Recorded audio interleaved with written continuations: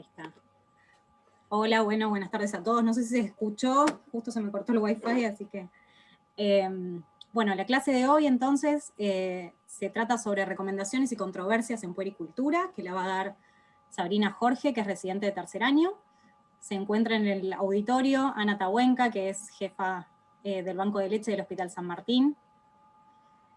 Es neonatóloga también, por supuesto. Y se encuentra en el auditorio también dentro de nuestros instructores, Agustín Yayev, y esperamos se pueda conectar Casaliva, que es quien tutorizó la clase.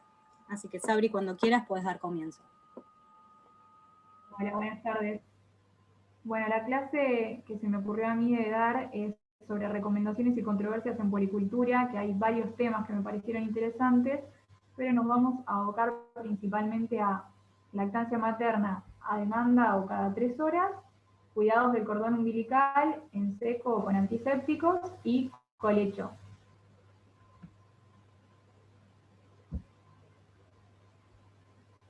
La lactancia materna, lo que me pregunté es si debe ser a demanda cada 3 horas, porque yo estoy acostumbrada siempre a decir que es a demanda, pero me pasó en la maternidad ver irse de alta a padres con sus recién nacidos y que les dijeran que no dejaran pasar más de 3 horas para alimentar a los bebés porque podían tener hipoglucemias. Entonces busqué las recomendaciones de la OMS y de UNICEF sobre lactancia materna exclusiva, y dentro de lo que definen es que la lactancia se debe dar en la primera hora de vida, que esto es importante, se denomina la hora de oro porque tiene que haber contacto piel a piel, y esto va a ayudar a una normotermia, a disminuir el llanto y el gasto energético, favoreciendo así un menor consumo de glucosa. El lactante solo debe recibir leche materna, sin otro alimento ni bebida, y la lactancia debe ser a demanda, tanto de día como de noche, con la frecuencia que el recién nacido quiera. Hay un artículo que escribió la OMS y UNICEF que se llama Los 10 pasos para favorecer la lactancia materna, y en el paso número 8 se habla de fomentar la lactancia a demanda. Las madres de todos los recién nacidos sanos, dentro de los cuales se van a incluir los nacidos por cesárea, no deben tener ningún tipo de restricción sobre número de tomas o frecuencia con la que lo realicen. Los patrones de alimentación del recién nacido pueden ser muy variables y irregulares, sobre todo en el periodo neonatal inmediato. La mayoría se termina adaptando a tomar cada 3 o 4 horas, durmiendo gran parte de la noche, y el tratar de conseguirlo desde el principio va a poner en riesgo el éxito de la lactancia. Lo que se denomina lactancia materna a demanda, irrestricta o conducida por el lactante, hace referencia a que el recién nacido se debe amamantar con la frecuencia que lo quiera y por el tiempo que desee. Un dato que me pareció muy interesante es que los lactantes que se alimentan de acuerdo a su demanda no vacían completamente los pechos, sino que extraen entre un 60 y un 70% de la leche disponible, y de esta forma se puede comprobar que cuando finalizan su alimentación es porque están saciados y no porque el pecho esté vacío, que es una falsa creencia que suelen tener las madres. Dentro de lo que es la formación de la leche, primero tenemos el calostro. Dentro de los primeros 2 a 3 días se forman 50 mililitros de leche, y principalmente es rico en proteínas, vitaminas y minerales, pero tiene una cantidad de lactosa muy baja. Luego aparece la bajada de la leche, que eso se da en el 4.º día aproximadamente. Se sigue por la leche de transición y finalmente aparece la leche madura. Dentro de las prácticas habituales es importante que los recién nacidos sanos, asintomáticos y que no tengan factores de riesgo, como por ejemplo bajo peso al nacer, prematuro, restricción de crecimiento intraútero, hijos de madre diabética o con sufrimiento perinatal, algún error congénito u otras enfermedades, no deberían ser examinados de forma rutinaria con hemoglucotest. Los recién nacidos tienen una hipoglucemia transitoria, que esto se da en casi todos los recién nacidos de término, que se va a dar dentro de las primeras 3 a 4 horas de vida por un cambio que se da desde el consumo continuo de glucosa transplacentario hasta un suministro intermitente luego del nacimiento. La glucemia va a aumentar tanto por alimentación, que la va a brindar la madre con la lactancia, como por mecanismos metabólicos adaptativos que tiene el recién nacido. Para repasar un poco, cuando los niveles de azúcar en sangre son bajos, se produce glucagón, esto hace que el glucógeno se transforme en glucosa y entonces aumenta los niveles de azúcar. Mientras que cuando el azúcar es alto en sangre, se libera insulina y esta va a generar todo lo opuesto, que se forme a partir de la glucosa glucógeno y se van a bajar los niveles de glucemia.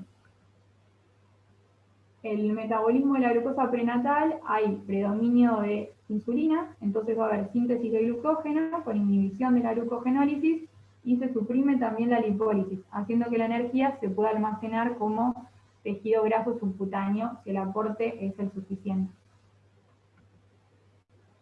Mientras que en el periodo postnatal se invierte la relación insulina-glucagón y se va a inactivar la síntesis de glucógeno, favoreciendo la glucogenólisis, que va a ser el hígado la principal fuente de glucosa hasta que se dé la alimentación. Esto puede ser, o sea, es energía útil durante las primeras 10 horas de vida del recién nacido. El metabolismo de glucosa postnatal va a requerir de reservas de glucógeno y precursores, como son los ácidos grasos, el lactato, aminoácidos, de enzimas hepáticas capaces de realizar tanto glucogenólisis como gluconeogénesis, y de un sistema endocrino que funcione normalmente con todas sus hormonas de crecimiento, cortisol, contrarreguladoras. Si alguno de estos sistemas falla, tenemos aumento de las posibilidades de que presente el recién nacido hipoglucemia. Hay un equilibrio que se da dentro de lo que es el ciclo de alimentación-ayuno, que se divide en 5 fases. La fase 1 es la posabsortiva y se da luego de la lactancia, en la cual la principal fuente de energía es la glucosa. La fase 2 se da glucogenólisis, vamos a obtener a partir del glucógeno glucosa. En la fase 3 se da principalmente neoglucogénesis, que se da a partir del lactato y glicerol, y es entre 2 a 6 horas luego del periodo absortivo. Cuando hay un periodo de ayuno prolongado, hay neoglucogénesis, pero aparte también se van a formar cuerpos cetónicos. Y en la fase 5, que es de ayuno muy prolongado, la principal fuente de energía van a ser los cuerpos cetónicos. El cerebro de recién nacido, si bien necesita glucosa para poder funcionar correctamente, también está preparado para utilizar lactato y cuerpos cetónicos como la energía alternativa. Este es un libro que encontré que está en internet, así que cualquiera lo puede llegar a leer, que es de la Asociación Española de Pediatría, y lo que se preguntan es si se sabe que la digestión del 50% de la leche se da en 30 minutos y el otro 50% se da hasta en 2 horas y media, es razonable pedirle a una madre que amamante cada 3 horas. Y después vemos que las madres están aferradas a un horario rígido, hasta llegan a incluso poder restringir tomas, y esto es algo que nos sirve a lo que es nuestro estilo de vida occidental, que estamos siempre pegados al reloj para todas las actividades que realizamos, pero está más que nada promovido por la industria láctea y invade lo que sería el campo de una lactancia que le permita también a la madre realizar la lactancia de una forma tranquila, que ya está invadida por familiares que le dicen cómo tiene que dar la teta, que si no la da bien, con el estrés también que genera el parto y el contacto con el binomio. Así que bueno, esa es la pregunta que se hicieron ellos y me pareció muy interesante. Hay un artículo que encontré acá de la ABM que es sobre hipoglucemia, justamente lo que yo me preguntaba, que es en recién nacidos del término y sanos. También habla en recién nacidos post-término. Y las conclusiones a las que llegan es que la hipoglucemia transitoria de los recién nacidos es fisiológica, que con intervalos muy prolongados, sin tomar la teta, como de 8 horas, por ejemplo, se va a traducir en una respuesta cetogénica marcada, que va a brindar la energía necesaria para que pueda estar el cerebro funcionando en condiciones óptimas, y que ningún estudio demostró mejores resultados tratando los niveles transitoriamente bajos de glucemia comparado con no realizar tratamiento alguno. y que no hay evidencia que los recién nacidos hipoglucémicos que no tienen una clínica se beneficien del tratamiento. La Academia Estadounidense de Pediatría, la de Reino Unido y la de OMS concluyen que la lactancia materna temprana e inclusiva es suficiente para satisfacer las necesidades nutricionales de los recién nacidos de términos sanos y que no van a desarrollar hipoglucemias clínicamente significativas por una alimentación insuficiente por tiempo limitado. Es decir, algunas tomas pueden llevar capaz 6 horas y no me tendría yo que preocupar. El problema es cuando todas las tomas están tan espaciadas. Es frecuente que los recién nacidos se alimenten después del nacimiento y pasen un periodo prolongado de hasta 8 a 12 horas hasta que se empiezan a volver más activos y a tomar más seguido. Y lo que tenemos que recordar es que van a desarrollar respuestas metabólicas para tratar de proteger este descenso de glucosa, por lo tanto no es necesario alimentarlos a la fuerza. Ahora le quería preguntar a la doctora Ana Tahuenca cuáles son las recomendaciones que dan ellos en el banco de leche al respecto. Hola, sí, buenas tardes a todos los que están escuchando. Sí, nosotros sabemos que las primeras 48 horas de vida, los recién nacidos sanos, o sea, sanos significa que son de peso adecuado para la edad gestacional, o sea, no son ni alto peso ni bajo peso según las curvas que todos conocemos, que son mayores a 37 semanas, que pesan más de 2,5 kilos, que no son hijos de madre diabética, que no son retardo de crecimiento, o sea, cualquier bebé sano, sin ningún antecedente patológico, tiene reservas de glucógeno en el hígado en otros lugares para soportar largos periodos de ayuno. Eso significa que no es que tiene que comer 3 veces al día, como un adulto, claramente, sino que puede pasar, como bien dijiste, Sabrina, que cuando el bebé recién nace, en la primera hora de oro, habría que prenderlo al pecho, pues cuando está realmente activo y es cuando realmente es el momento que está preparado para comer. Después, si no lo hacemos en ese momento, entra en un sueño profundo, porque el nacimiento, tanto sea por parto o por cesárea, implica un estrés importante para el bebé. Entonces entra en un sueño muy profundo del cual es difícil despertarlo. Y ya después empiezan todas las sugerencias de la gente que se acerca con buena intención a querer ayudar a la mamá y ofrece mamaderas, ofrece leche artificial. Cuando una mamá realmente está preparada para amamantar a su bebé, no hace falta ningún otro complemento salvo que realmente esté indicado. Yo siempre digo que prefiero toda la vida que hagan un hemoglucotest, un pinchacito mínimo en un dedito a un bebé, antes que leer un biberón de más. Hace menos daño ese pinchacito, aunque a ustedes les parezca mentira, que un biberón. Porque ese biberón, si no es absolutamente indicado y necesario, y tiene que ser indicado para alguien que entienda realmente que realmente el bebé lo necesita, y hay otras maneras de expresárselo, puede hacer muchas cosas. El bebito ya se acostumbró a que hay algo largo de plástico que le tira leche abundante en la boca, no tiene que procurar tanto y hacer tanto esfuerzo. Si la mamá tiene un pezón plano lo va a rechazar porque quiere la cosa larga de plástico que le tira leche, y la mamá pierde confianza en sí misma, en su lactancia, porque ve que el bebé se llenó, durmió un montón de horas. Claro, la leche de fórmula le cae pesada, le cuesta mucho más digerirla que la leche humana, entonces dice, no, claro, con esa leche queda bien, con la mía me pide a cada rato. Cuando en realidad lo fisiológico es que el bebé tome el pecho, como bien dijiste, el estómago se vacía el 50% en los primeros 30 minutos, y el 100% de lo que tomó cuando es leche humana, en 2 horas a 2 horas y media no le queda una gota de leche. Entonces, si el bebé tomó todo un pecho y se quedó dormido y se satisfizo, si a los 15 minutos o media hora está pidiendo de vuelta, no es que mi leche no sirve o mi leche no le alcanza, eso es fisiológico. Así funciona la lactancia materna. La teta es una glándula que responde en base a estímulo. Más veces el bebé chupa como corresponde de la areola, no de la punta. Y frecuentemente la teta entiende, como buena glándula que es, que tiene que fabricar más leche. Menos el bebé chupa la teta porque estuvo recibiendo mamaderas de leche de forma que lo dejaron lleno, satisfecho y no quiere la teta por largas horas. La teta entiende que lo que está fabricando alcanza y sobra y fabrica cada vez menos. Es una glándula que necesita un buen estímulo y frecuente para entender que tiene que fabricar cada vez más leche.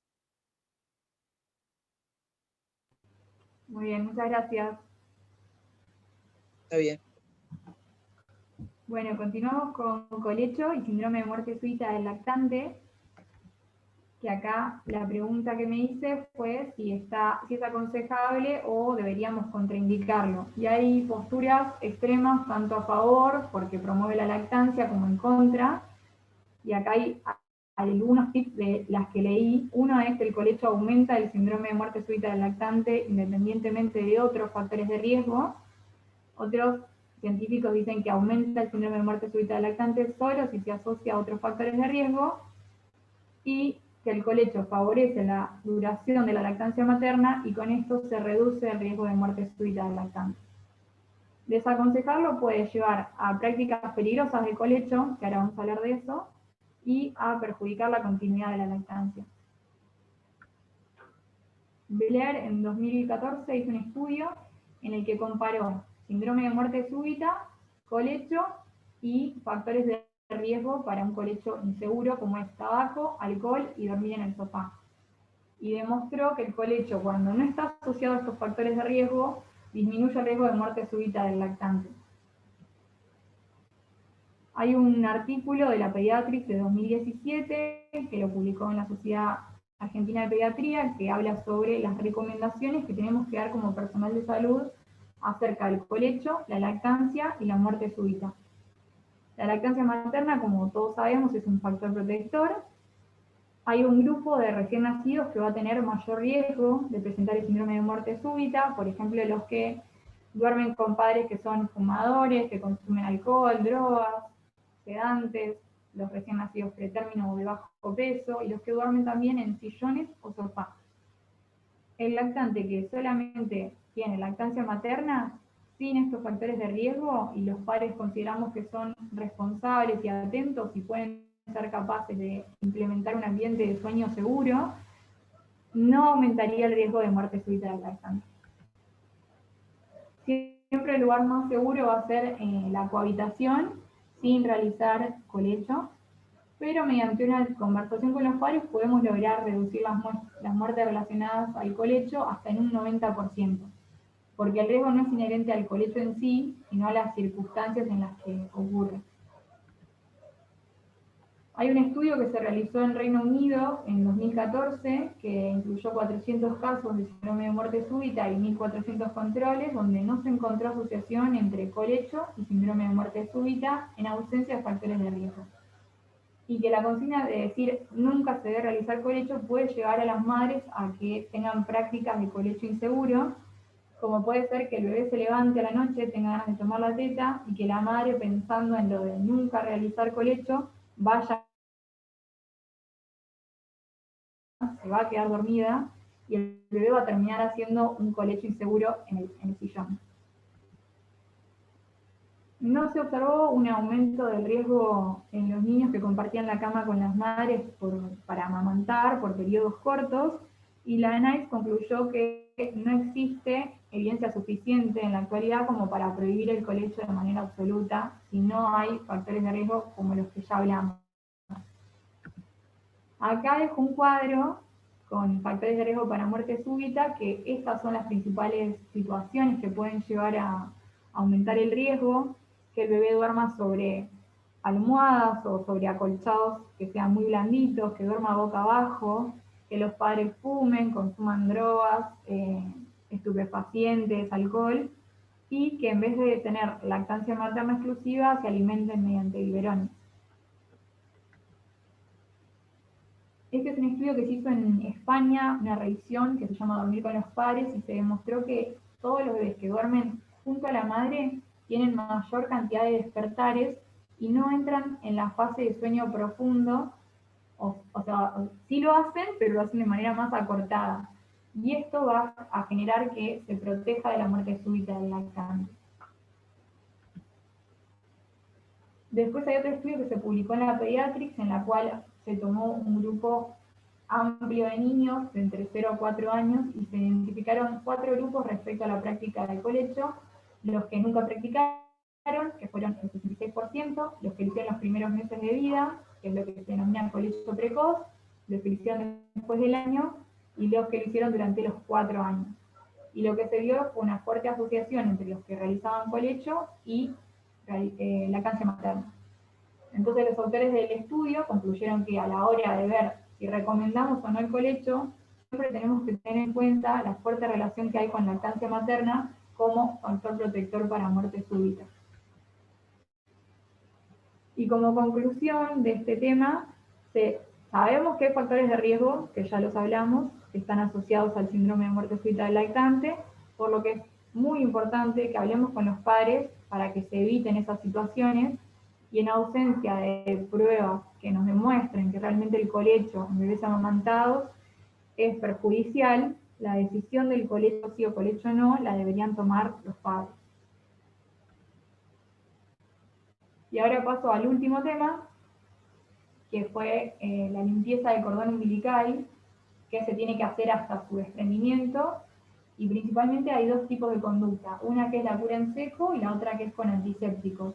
Dentro de esos, el principal que voy a hablar es la clorexidina al 4%, pero también alcohol al 70%, iodocovidona o triple colorante, que el triple colorante es soluciones desinfectantes que se usan combinadas, pero este principalmente es en Estados Unidos. Acá en Argentina creo que no lo tenemos. En Anales de Pediatría encontré un artículo que habla de los cuidados del cordón, que son las que voy a mostrar ahora. Principalmente se habla de la cura en seco, que es solamente limpiar el muñón con agua tibia, usar jabón neutro y después que esté seco.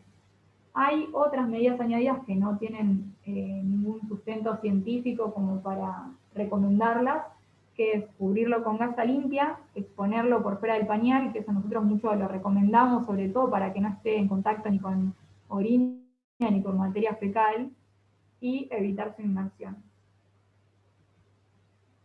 Al momento del nacimiento es importante que se hace el pinzamiento del cordón, se corte con un bisturí estéril y que el muñón quede expuesto. Y luego va a sufrir un proceso de secado, momificación y desprendimiento que llevan aproximadamente 7 días. El cordón umbilical tiene la parte del muñón, que es el tejido desvitalizado, donde se produce colonización y crecimiento bacteriano, y esto es el proceso normal. Principalmente se pueden dar complicaciones como la oncalitis cuando hay un ambiente con baja higiene. Y la oncalitis se da por Staphylo aureus sobre todo, con complicaciones como pueden ser celulitis, fascitis necrotizante, infección diseminada y la muerte del recién nacido. La oncolitis en países subdesarrollados con alta tasa de partos domiciliarios puede llegar hasta un 22%. Y en los países con recursos va a variar entre 0.1 a 2%. Va a depender de la higiene del entorno y de la educación de los cuidadores, por eso es tan importante que demos buenas pautas de cuidado del cordón. Dentro de lo que hay de evidencia actual, en Cochrane se hizo en el 2004 una revisión sistemática que incluyó 21 estudios, que en su mayoría eran de países desarrollados, en el cual se llegó a la conclusión de que el uso de antisépticos no iba a reducir el riesgo de oncalitis y causaba un desprendimiento del cordón más tardío, alrededor de un día o un día y medio o dos más que si se hacía la cura en seco. La gran crítica que recibió esta revisión sistemática es que los estudios provenían todos de países desarrollados. Entonces en 2013 se actualizó y se incluyeron países asiáticos de bajos recursos, donde la conclusión a la que llegaron es que el uso de clorexidina reducía la mortalidad y la incidencia de oncalitis. Pero esto no se veía de la misma forma en países desarrollados, ya que tienen otro tipo de cuidado y de formación para el cuidado del cordón. Esto también es de la Pediatrics, este artículo, que habla de que en países con bajos recursos el riesgo de oncalitis es 6 veces mayor en partos domiciliarios respecto a los partos hospitalarios. La aplicación de clorexidina tópica se va a recomendar entonces para recién nacidos fuera del hospital en comunidades con alta tasa de mortalidad neonatal. Entonces me pregunté las tasas de oncalitis en Argentina, no encontré nada de eso, y hablando con una de las médicas del Hospital Austral de Buenos Aires, me decía que muchas veces no hay un registro de oncalitis, por ejemplo, que no tenemos datos epidemiológicos de la incidencia en el país, porque cuando llega un bebé que está con fiebre, entra como una sospecha de sepsis precoz o tardía, dependiendo cuándo haya ocurrido, pero no queda asentado la causa al punto de partida. Entonces me quedo a buscar otras cosas, como mortalidad neonatal, que en el país tenemos un estudio de la Pediatrics que se hizo un seguimiento desde 2005 a 2014, donde se observó un franco descenso de la mortalidad neonatal, Y el último dato estadístico que encontré fue de 2016, de mortalidad neonatal en Argentina, fue de 6,5 por cada 1000 nacidos vivos. Y en estadísticas vitales del 2019 busqué los partos domiciliarios en Argentina, que fueron de entre 0,3 a 0,4 del total de los nacidos vivos, variando en las distintas provincias. La provincia de Buenos Aires tiene una tasa un poco mayor respecto a otras provincias, pero así todo el porcentaje de partos domiciliarios es muy bajo.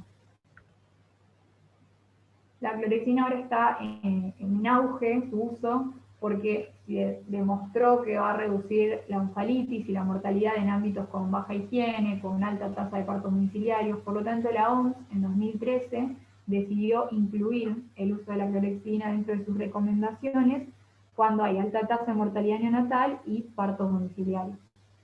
En los países con más recursos, que tienen cuidados perinatales acorde, el efecto antiséptico de la clorexidina no se traducía en un beneficio clínico, por lo tanto, no se tendría que recomendar. Y como último, para tener en cuenta, antes de recomendar a la clorexidina, hay que recordar que lo que hace es reducir la colonización del cordón umbilical, entonces esto va a hacer que se retrase el desprendimiento. No sabemos cuál es la inocuidad o no de la clorexidina, sí sabemos que da alergia, puede dar irritación de la piel, y sabemos también que se absorbe por vía sistémica, pero se desconoce el efecto tóxico de la misma. Tiene costos añadidos respecto a la cura en seco, y hay que saber que muchas veces estamos hablando con familias de bajos recursos, entonces habría que tal vez pensar en cómo facilitar la clorexidina si la vamos a indicar, y se tendría que restringir el uso de la misma a situaciones en las que está realmente indicado. Por ejemplo, que no tengan agua potable, que los padres no sean confiables, que haya imposibilidad de una correcta higiene de manos. Y bueno, y hasta ahí se...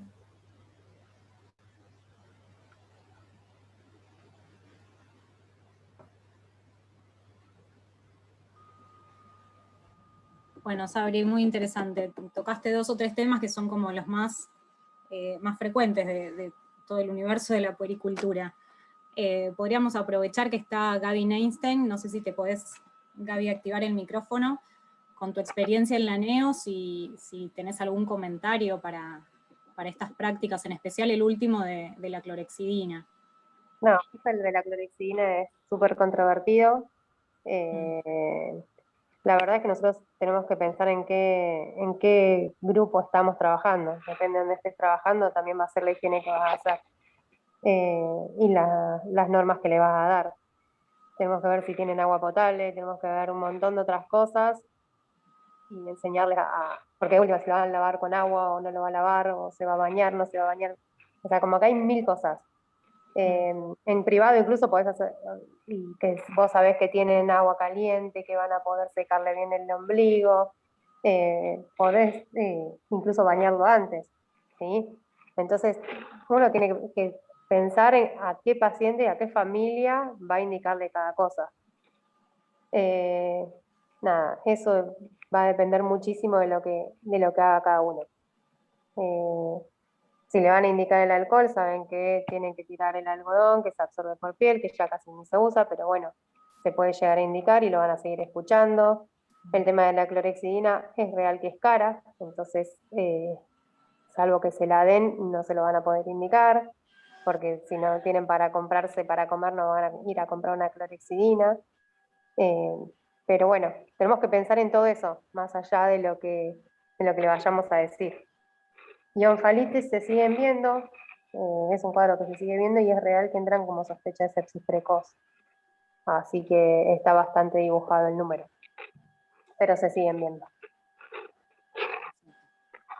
Perfecto, bueno, y lo mismo va para las recomendaciones que tengan que ver con el colecho seguro. Uno tiene que conocer muy bien el ambiente familiar, la disposición, los recursos que tienen, digamos, en base a la cantidad de gente que habita ese cuarto, o sea, conocer bien en quién vamos a hacer esas recomendaciones. Y lo que decía Sabri, que me parece como súper valorable, que al fin y al cabo uno da las recomendaciones, pero quienes tienen la última palabra son los padres. Entonces, lo importante no es aconsejar o desaconsejar, sino conocer bien cuáles son los riesgos, comentar esos riesgos y asesorar sobre un colecho seguro, porque no porque uno les diga que no hagan colecho no lo van a hacer si ellos tienen decidido en la familia que así se van a manejar, sino nosotros como pediatras ofrecerles esas herramientas y anticiparnos ante esos riesgos.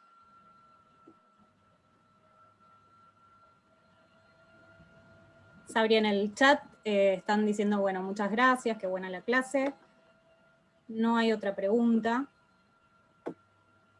Así que, ¿querés hacer algún comentario o alguna reflexión final? No, nada, que estuve muy nerviosa, pero sobreviví.